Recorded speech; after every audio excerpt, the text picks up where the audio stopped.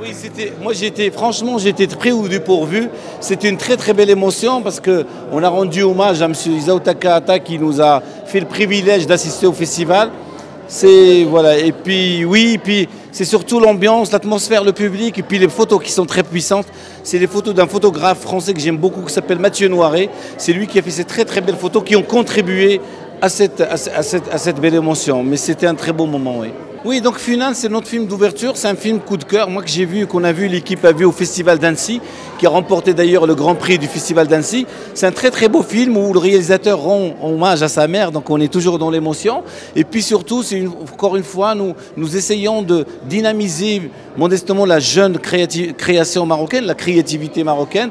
Et donc cette année, c'est Anas Do, qui est un artiste street art, qui remporte le Grand Prix Aïcha de l'animation et qui remporte un chèque de 50 000 dirhams pour produire son film et qui remporte aussi une résidence à l'abbaye de Fontevraud au mois d'octobre prochain, Inch'Allah. L'hommage de Didier, aussi un ami du festival. Vous savez, c'est des gens, que ce soit Didier Brunner ou des gens comme Isao Takahata, c'est des gens qui ont contribué, ce que je disais en cérémonie d'ouverture, à la notoriété de ce festival à l'international.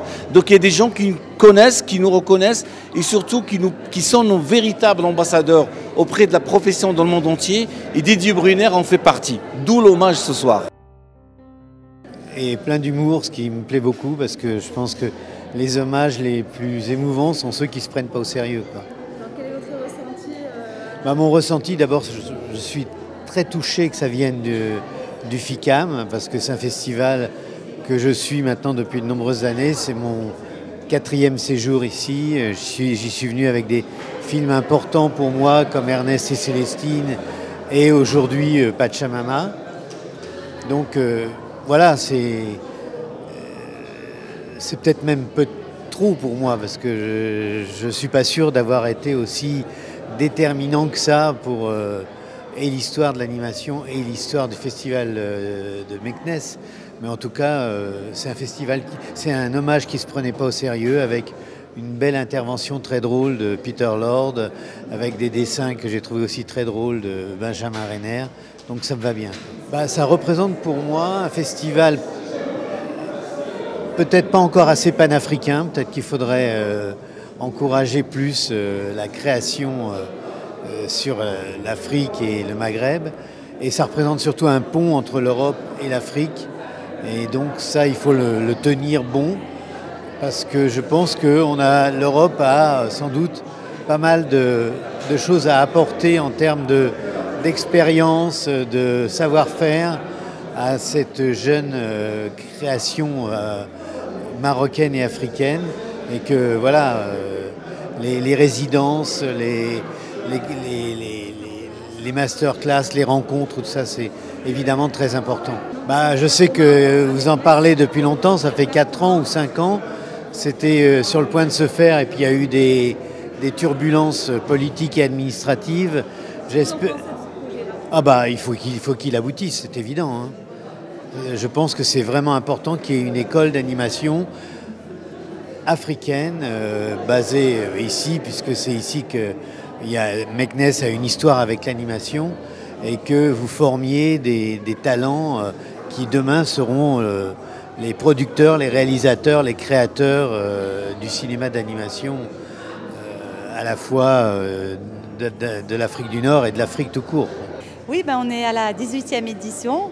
On est ravis de tout ce que gagne en notoriété ce festival. D'année en année, on reçoit les plus grands réalisateurs, plus grands producteurs de l'animation, qui se font toujours un plaisir de venir à Meknes, parce que pour eux c'est quand même un festival original, le premier en Afrique et dans le monde arabe, et surtout très convivial, très chaleureux, qui est favorable pour les rencontres et les échanges avec le jeune public et les étudiants passionnés de cinéma d'animation. Oui, alors au début nous étions sponsors, donc on était partenaires, en tant que toute notre communication est autour du cinéma d'animation, puisque la petite poupée Aïcha a accompagné des générations de consommateurs depuis 1976, donc c'était tout à fait naturel que nous sponsorisions un événement autour du cinéma d'animation.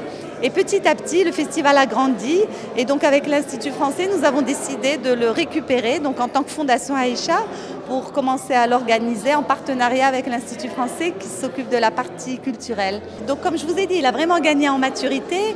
Notre plus belle vraiment satisfaction, c'est tout le travail qui est fait auprès des étudiants, donc le tout jeune public, les scolaires. Nous recevons plus de 2000 enfants issus des écoles primaires qui viennent découvrir les projections, faire des ateliers de formation, apprendre à apprécier, débattre autour d'un film. Donc c'est cette formation de la jeunesse de demain qui est importante pour nous. Et le volet étudiant, donc les passionnés des écoles d'art marocaines, qu'on accompagne à travers des ateliers de formation. Donc nous recevons près de 200 étudiants qui sont donc pris en charge et qui bénéficient de très belles formations.